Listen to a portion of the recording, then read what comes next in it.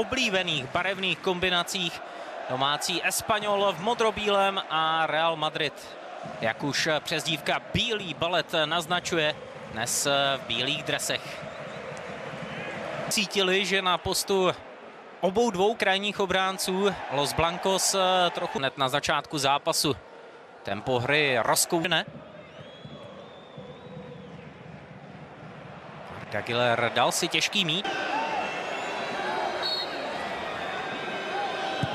Centrovaný míč Ardy Gülera a Bellingham otevírá skóre zápasu. První gól Realu Madrid v nové sezóně je na světě.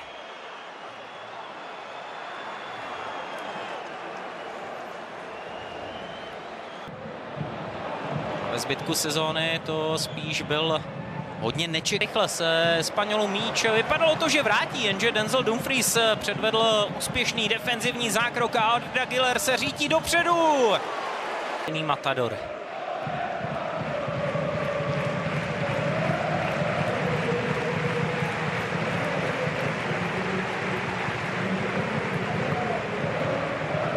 Valverde. Güler. Dumfries dostane se k míči a zaměstnal i Marka Dmitroviče. Druhý zákrok pro Srbsko. Valverde. Güler.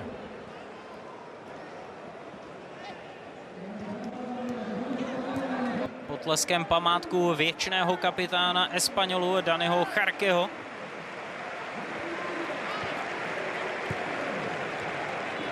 Asistence.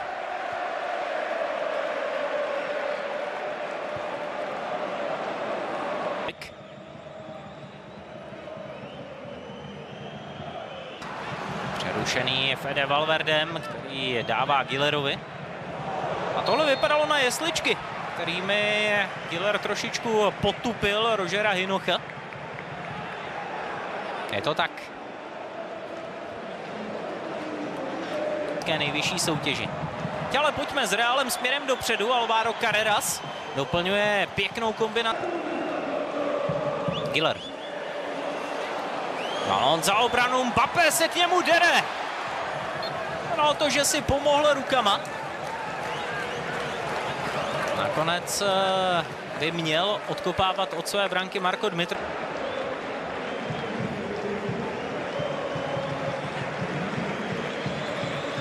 Arda Güler. Bellingham zatím postupuje sám. Až teď využil Gülera. Silva. I dříve přelom roku, kdybychom Puada měli vidět zpátky na trávníku. Střeleckých pozic, ze kterých jsme zvyklí. Rychlá rozehrávka. Gülerovi párkrát míč poskočil, teď už je má plně pod kontrolou.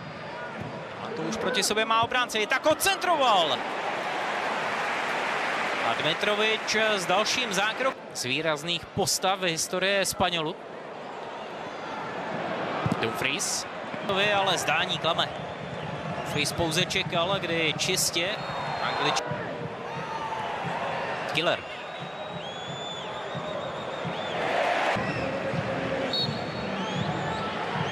Güler. Dobrý míč. Se na něj naskočil, ale byl zablokovaný.